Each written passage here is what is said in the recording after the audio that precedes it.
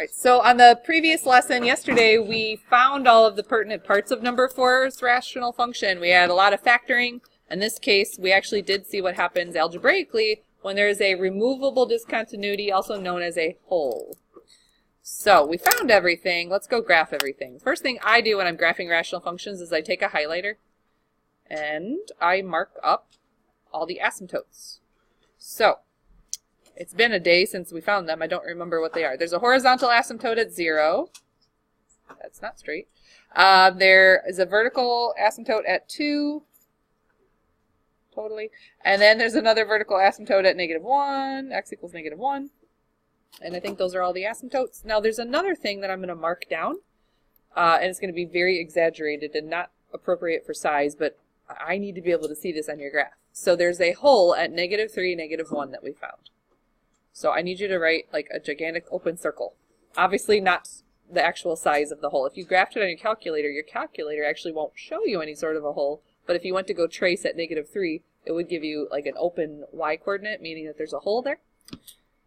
From here, I would just use my calculator. Guys, be careful. When you're typing this on the calculator, if you go back to the original form, that's the easiest way to type it. Just make sure that your numerator and denominator have a set of parentheses around the entire numerator and the entire denominator. Sometimes kids go to this form and they don't type it correctly with parentheses. So again, if you're going to go to this form, entire set of parentheses around the entire numerator and denominator. And guys, don't cancel those terms when you type. You type the original function. So you don't have to go through typing it right now, guys. We have a lot to do today. Through the art of I already did this for you. Woo! Not that. Try again. Okay, so that's kind of what one branch looks like. And again, guys, I am never going to have you memorize the shape of rational functions because that's just a lot to think about. Oh, there's something else we found and I didn't plot it. Didn't we find the y-intercept somewhere? Is it, I have it covered right now, but it's 0, 3.5. So there, it's going to cross the y-axis right here. And then turns out, when I graphed it, it does like a weird, kind of looks like a parabola, kind of looks like a horseshoe. And then over here, I believe there was an X-intercept that we found at 7, 0. So what happens is the branch comes up through the axes, but then it settles back down along the horizontal asymptote. So that's kind of confusing for kids because I think when we first introduced the idea of asymptotes, we almost make them seem like they're boundary lines that you can't touch. But that's not really what they are. It's just the end behaviors of a horizontal asymptote are where the function is approaching in the ends, like positive and negative infinity. So it's not that you can't cross them, it's just what it approaches in the long run. Alright, so this next one is going to have an issue that we haven't seen yet, and that is an oblique asymptote. So x squared plus x minus 6 divided by x plus 1, and they want me to find everything. So having your little yellow card out right now would be smart. And your first step on your yellow card says to factor everything. So x squared plus x minus 6. Y'all are going to factor that quickly. Just be careful on your factoring, guys. Be surprised how many kids factor weird. And it's not like a mistake you would normally do, but when you're under pressure, weird things happen. So, how can I tell that we're not going to have a removable discontinuity in this question? Nothing cancels, so we don't have to worry about finding the hole. There is no hole in this question. The next thing in the card says identify any discontinuities through your domain. So remember, I'm going to let you kind of cheat for domain. You don't have to do interval notation. You can just tell me that the problem we're going to run into is if x equals -1. And then down the card, it says something about, okay, you factor, does anything cancel? So like step 3 on the card says, if anything cancels, there's a hole, go find it. Well, we don't have a hole. So then step 4 says, now, once you've looked through your factors, if nothing cancels, find your vertical asymptotes, which are lines, remember these are lines, where your function is undefined. So the line of which it would be undefined is at x equals -1. Guys, please, please, please make sure you have that in the right notation. That is a line. So you need an equation, like x equals. Okay, vertical asymptote. What's the next thing on your list? X-Intercepts. Okay, so to find X-Intercepts, it says, again, making sure you're cognizant of anything that canceled, which nothing did. Your X-Intercepts are located, also known as zeros, by the way, are located where your numerator comes out to 0. So if you were to set your numerator's factors equal to 0, you would get an X-Intercept at -3, 0, and another one at 2, 0. These are ordered pairs, so I would suggest you write them accordingly. And then I'm guessing Y-intercept is next. So Y-intercept is what happens when you plug in zeros for all of your x's. So I'm going to go back to the standard form version and look at what happens when I do plug in 0 for all my x's. So 0 plus 0 minus 6 over 0 plus 1. That's going to reduce to -6 over 1, so -6. And again, guys, it's an ordered pair. So why don't we write it as 0, -6. And let's see. Horizontal asymptotes next, yes? So is this top heavy, bottom heavy, or equal weight? It's top heavy. What does it say about top heavy? Uh-oh, there's none. So there's no horizontal asymptote. But then keep reading. What does it say after that? If it's top heavy, that means you have what's called an oblique asymptote or a slant asymptote. And Mrs. Hoffbauer graphed it and took a screenshot of it. Can you kind of see there's like a weird thing going on the diagonal here? So we have to find the equation for the end behavior, which is we need to find the equation for the oblique asymptote. That requires, and it's your choice, long division or synthetic division. It's a resounding synthetic I'm hearing. Now, I will warn you guys, if your denominator is something more exciting, like a quadratic or a cubic, you're not going to be able to do synthetic division, and you'll have to do long division in that case. But this one's a nice, easy divisor, so let's go ahead and do synthetic division. So to find your oblique asymptote, it's going to be y equals, and then an equation. Here's how we're going to find the equation. We're going to divide. I forgot what the equation is. So it's x squared plus x minus 6.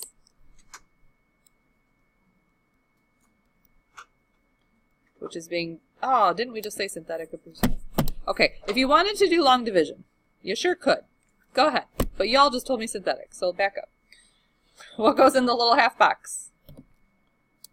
The solution to x plus 1, so -1, good. And then your coefficients to your dividend are 1, 1, and -6. No missing terms, so let's rock and roll through synthetic.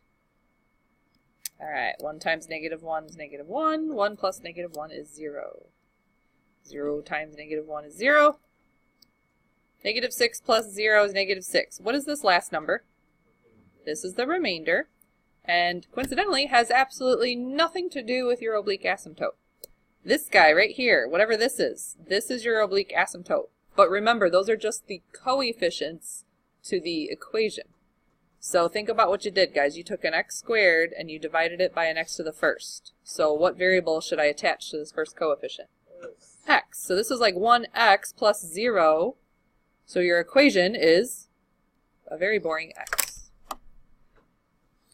Notice I wrote y equals x. An oblique asymptote is a line. So I need an equation of y equals whatever your quotient is.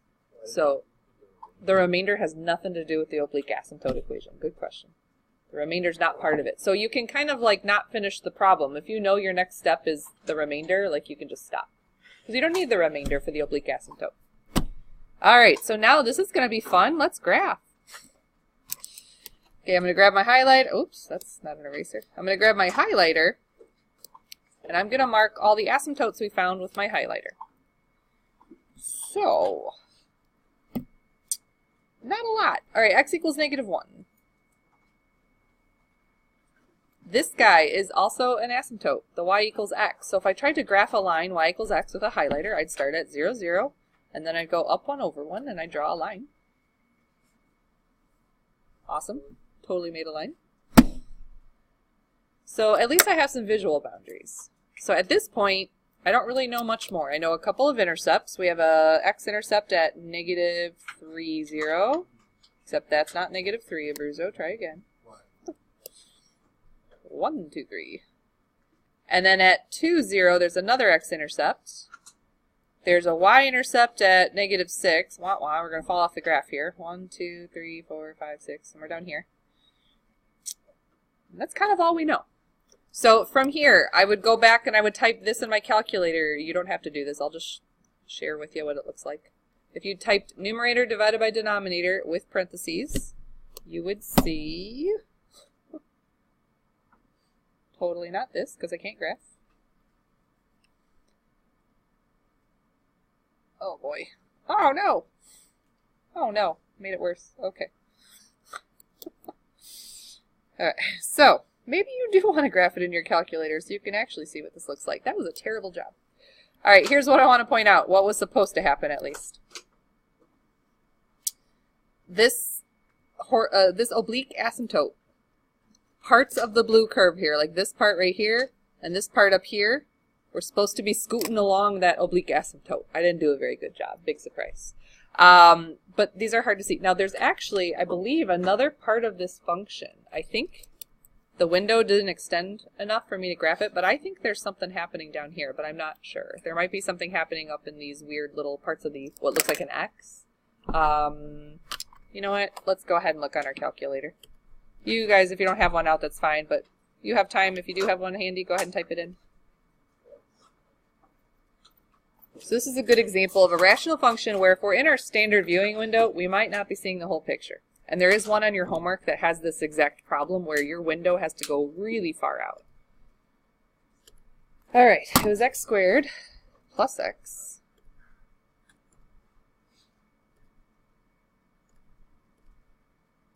and then divide the quantity by the quantity x plus 1. Now, in the standard viewing window, I see that. I'm just curious if we go higher and lower, if there's something else going on. I don't know. Let's find out. So I think my x's are okay for now, but let's go like way lower and way higher. Let's go like -50 to 50.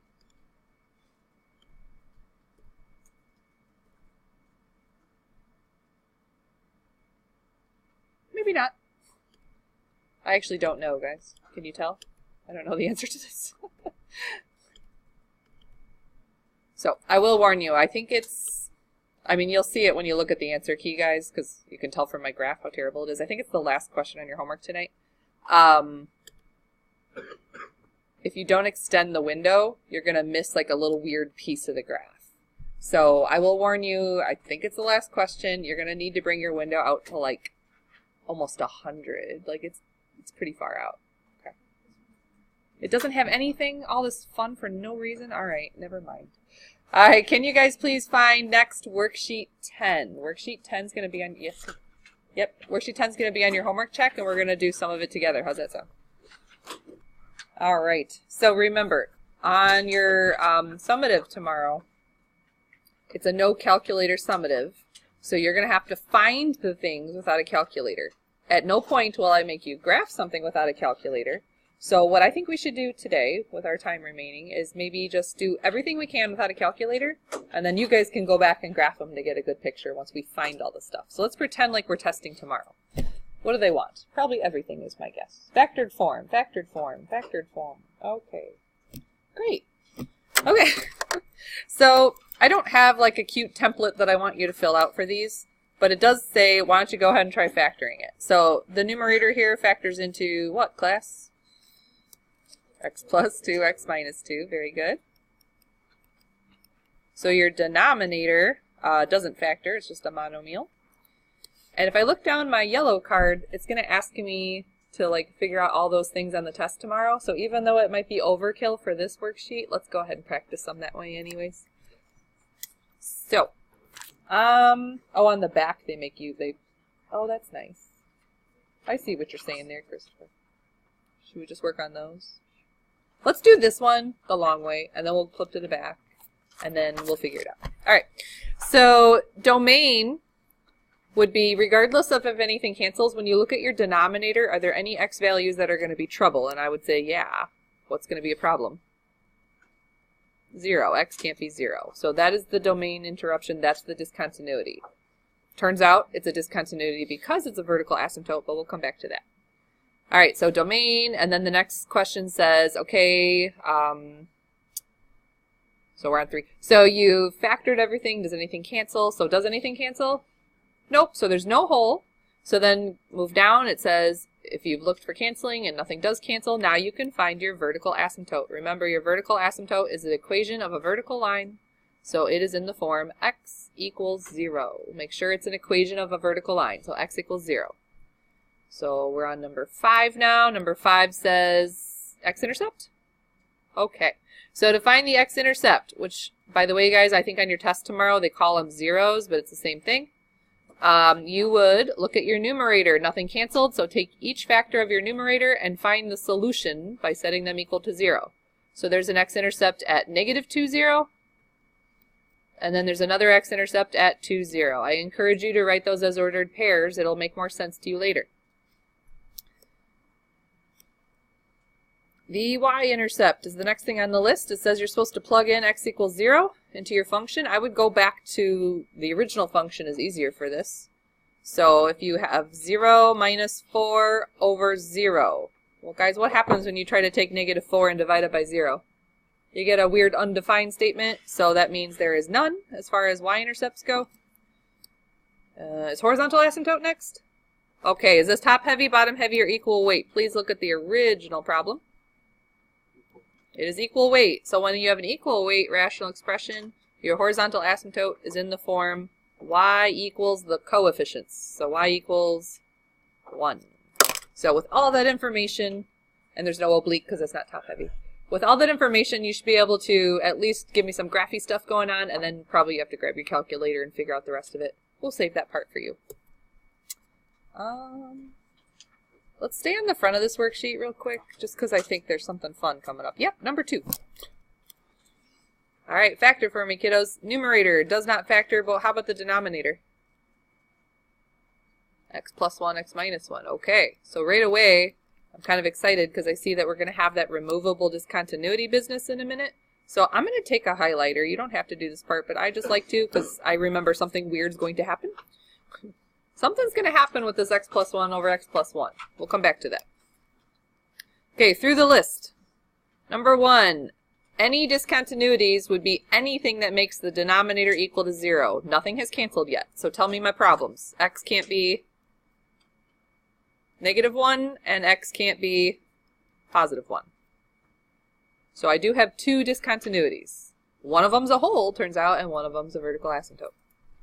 Speaking of vertical asymptotes, oh, is the next on the list is hole, isn't it? Okay. I've been helping a lot of college algebra kids, and they all have a different order of how they solve things, and now I'm all confused. Okay, so hole is next. So we just mentioned that there is a hole, and it is located at what x value? What's the solution to this x value? Or this factor, excuse me. -1, good. But how do you find the y value? Well, you go to your, what we call the reduced version. So if you were to cancel these out, your reduced version looks like this, 1 over x minus 1. Plug in a -1 right there. So you get 1 over -1 minus 1, better known as -1/2. Of course, you can write that as a decimal, that's fine. All right, so now that you removed that discontinuity, talk to me specifically about the other discontinuity that you will see, which is the vertical asymptote. What is the equation of your vertical asymptote? It is a line, so give me the equation. X equals 1. Yep, this guy right here is the vertical asymptote. All right, down my list. Let's see. Holes, vertical, X-intercepts next. So for our X-intercept, now remember, you've removed that discontinuity. It's gone. So is there anything left in your numerator to set equal to 0? No, there is not. So you're going to say none.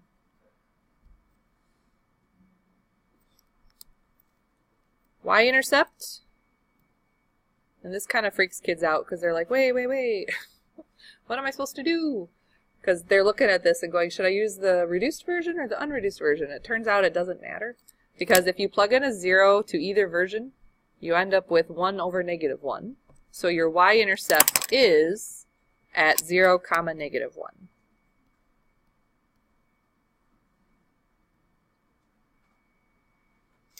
All right, list y-intercept. Horizontal asymptote next. Original problem would be better to look at. Is this top heavy, bottom heavy, or equal weight? But technically you could look at either. It is bottom heavy, so since it's a bottom heavy, your horizontal asymptote is at the equation y equals 0. Very good. And it's not top heavy, therefore there's no oblique, and we are done. So I will let you guys have fun graphing that one. When you get to the part of graphing in the hole, though, could you please make it ridiculously large so I could physically see it? I'm old and I can't see very well. So -1, -1/2 will just be yep. Totally a hole there. Oh, 3's fun. Anyone know why I'm really interested in doing number 3? Yeah, it's top heavy, which means there's going to be an oblique asymptote. And we've only seen one of those so far today, and this would be another good chance to find another one. All right, factored form. Can someone factor that for me? 2x and 1x. What are the rest of the factors, though? -1 -1? Would that work? Yep. Okay. Now the denominator was linear, so it already was oh my gosh. This is so exciting. Not only is there an oblique asymptote, there's also a hole. Oh my gosh. So this is kind of a cool problem. I use the term cool pretty loosely today. So finding the oblique asymptote is actually going to be very easy. You already know it. Anybody see it? In order to find an oblique asymptote, you were instructed to perform the division. Well, turns out x minus 1 was actually a factor of this original dividend. So I think it's just 2x minus 1. This is a little bit of a cheating problem. My bad. So the oblique asymptote is going to be the line y equals what would have been left once you performed the division. So that was not really as exciting as I thought it would be. But if you didn't notice that, and you went through and did synthetic or long division, you would have gotten the same equation. So I don't really feel too bad for you. All right, let's go through our list, though. I kind of jumped the gun. Domain. It is a discontinuity at x equals 1. So you can't have x equal to 1 because there is a hole there. So without a calculator, I'm going to need you to give me the location of the hole, which I know is at x equals 1. So then you go to the reduced version of your rational. So what happens when you do remove the discontinuity? All you have left, very boring, 2x minus 1. So plug in a 1 right there, and you get 1.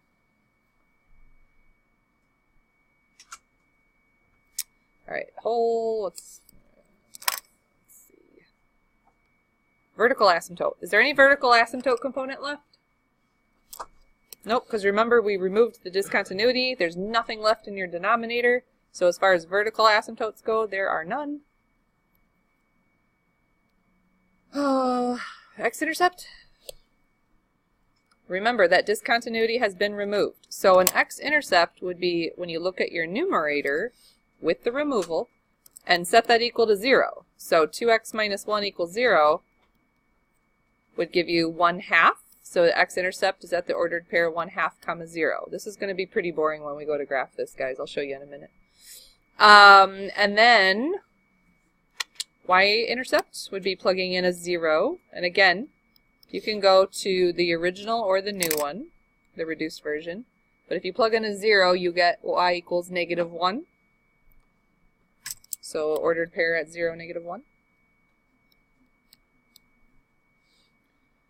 We talked about the fact that there was not a horizontal asymptote because it was top heavy, but we already found the oblique asymptote by accident. If we didn't notice that at the beginning of the problem, we would have performed division and then found the same oblique asymptote. So I'm going to help you with this graph, guys. This is kind of confusing for kids because they're like, wait.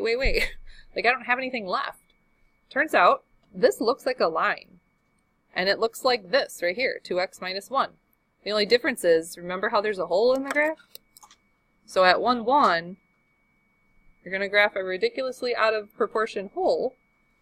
and then you're going to graph the line 2x minus 1, which you guys are thinking, oh, it's the oblique asymptote. What actually is occurring here, because there's no other factors, it's actually your function. So I would have put a point here, but we know there's actually a hole there. Oh, man. Oh, it really would be nice if I could graph. There's a couple other things we didn't talk about yet, though, guys. Remember there's a y-intercept at -1? Boom. Yes, there is a y-intercept at -1. And then we also found out there's going to be an x-intercept at 1/2, 0. Does that look like that's happening? Weird. Okay, so if you have a rational function that has an oblique asymptote but also has a hole, oftentimes what you'll find out is it looks like a line. Like if a kid graphed that on their calculator, the original problem, if they don't know anything about rational functions, they're going to just think it's a line and move on. But turns out there's a discontinuity in it, and that's a hole. All right, that was kind of a nasty, weird question. Let's look at number 5. I'm going to help you with the factoring because I'm a little concerned about some of the factoring issues I've been seeing. This is a 2-step factoring question, guys. Your first step is in that numerator, you got to take out your common factor of, what do you suggest we take out for factoring? -2 would be brilliant. So if you took out a -2 from there, you still have a trinomial of x squared plus x minus 6. That denominator is a lot easier to factor, though, x minus 4, x minus 2. So that numerator, you haven't quite finished your factoring. You do have to do it in 2 steps. I know some of you guys try to do it in 1 step, and that's brave and valiant, but sometimes not a good idea. So -2, x plus 3, x minus 2. Oh boy. What do we have? We're going to have a hole. We're going to have a removable discontinuity again. So I'm going to grab my highlighter and highlight that because something weird's going to happen with the x minus 2 factor. It's not gone yet. It's still there.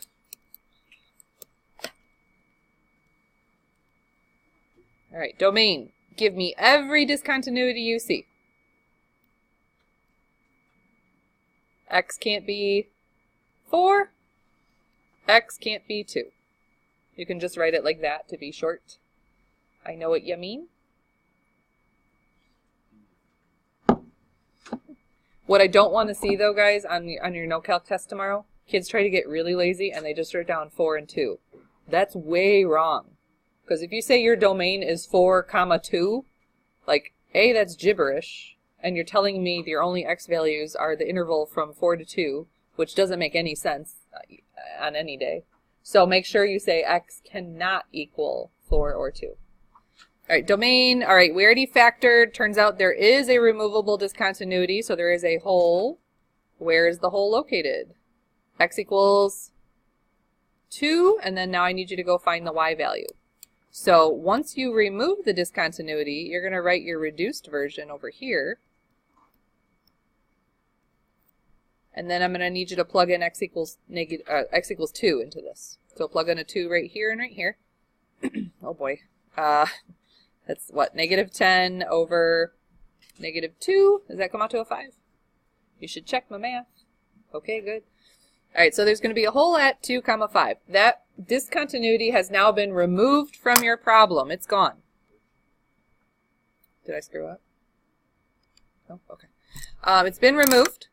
So now we're going to talk about vertical asymptotes. The vertical asymptotes are what creates an undefined value in your function. So remember, this one's been removed. It's gone. So the only other place that's going to have a discontinuity would be at the line x equals 4. Make sure it's a line, x equals 4. What's next? X-intercept? Okay, X-intercept. Again, you removed the discontinuity. Keep that in mind. Oh man, this gets kids every time. If you look at the remaining numerator, you have a -2 times an x plus 3. Is there a variable component to the -2? No. Are you ever going to get -2 to equal 0? No. It's just a factor that has been factored out. Like, there's no variable component. So don't tell me there's an x-intercept at 2 or -2, which is usually what I get from kids. The only x-intercept that you have here is from this guy right here. So the only x-intercept you're going to write down is -3, 0. If it bothers you to have that -2 there, even though it's not doing anything, you can distribute it back into the factor and solve that factor. It doesn't matter. All right, x-intercept, y-intercept is next. For the y-intercept, you can go to either the original or the reduced version. I just always go back to the original. So if I plug in zeros for all my x's, then you're left with the fraction 12 over 8. I know you don't have a calculator, but you should be able to reduce 12 over 8, guys. 3 over 2. You got it. All right. Sorry. No one likes to do fractions. I know. I will let you use scientific calculators tomorrow. How's that? Is that good? I plugged in a 2 here, and I got 5 times -2. Okay. So y-intercept at 0, 3 halves, or 1.5 if you wanted a decimal answer. Back to the original is where I usually look for whether it's top heavy, bottom heavy, or equal weight. It's equal weight. You see it? So if you look at an equal weight rational expression, that means your horizontal asymptote is y equals the coefficients, which I already forgot what they were. Was it -2? Okay. If it's equal weight, can't have an oblique. I think we're done. That was a fun tour of everything we need to know. Trying to look at which ones are going to give you trouble.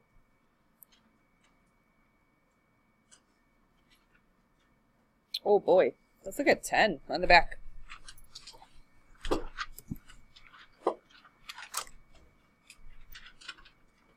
Now the graphing part of this, all these questions, is not something I want you to worry about for tomorrow. It's just finding all the stuff. So let's go find all the stuff in the order in which your yellow card determines. So factor everything, and they want you to write it over here, but I write too big for that. So I'm going to write over here. I'm assuming it's 3x and 2x, but maybe not. Anyone get this factored yet? How about a -3 and a +1 here? Would that work? -9 + 2. Okay. And then 2x and x, -3 and a no, not that.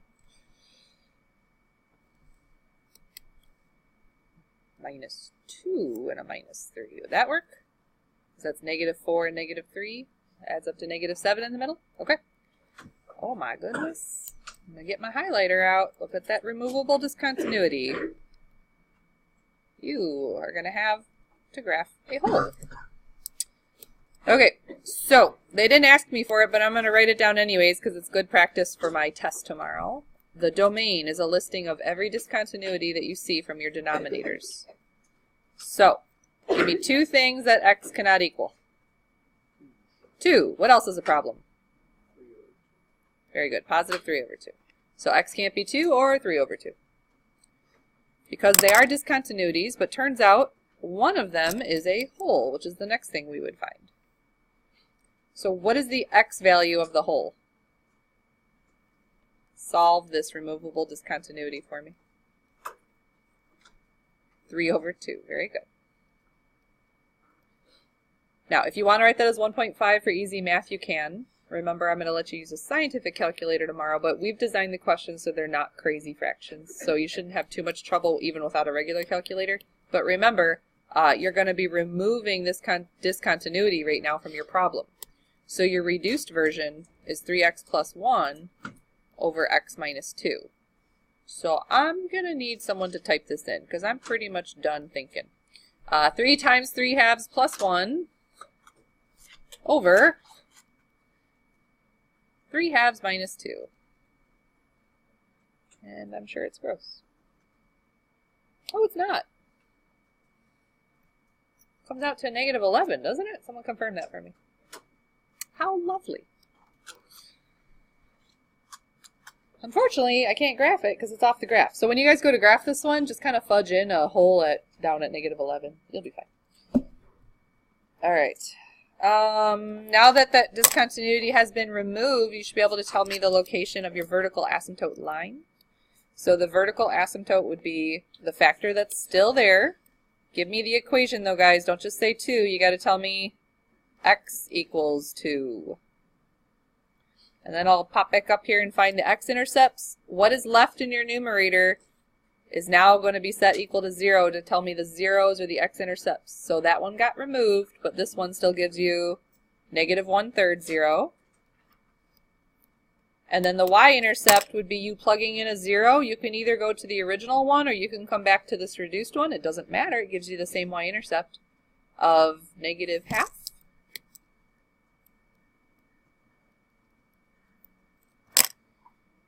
And then I like to look at the original one. Is it top heavy, bottom heavy, or equal weight? Equal weight. So for horizontal asymptotes, you're supposed to write down y equals the lead coefficients. So 6/2, better known as 3. And of course, if there's a horizontal, that means there can't be a slant. That's another word for oblique, by the way. Okay. So put a pretty big dent in that worksheet, guys. I would suggest, as far as homework tonight, your first focus should be review for summative number 8, because that is tomorrow. And then I want to see tomorrow, I'm going to ask you to show me what you worked on for homework tonight. So that should be a combination of this worksheet plus your book work from yesterday and today, 2.5. The 2.5 book work is not a very long assignment, guys. I know the graphing component's kind of annoying, but finding all the stuff should not be bad. Okay? So I will be asking for homework tomorrow. Are we clear? I'm going to look at it. I'm going to make a mental note, and I'm going to report back to Hoffbauer so she can tell me, obviously, that my kids do more homework than her kids. Should we make it a competition? We should make it a competition. You hear that, Hoffbauer kids? You hear that? I'm still recording. They can hear you.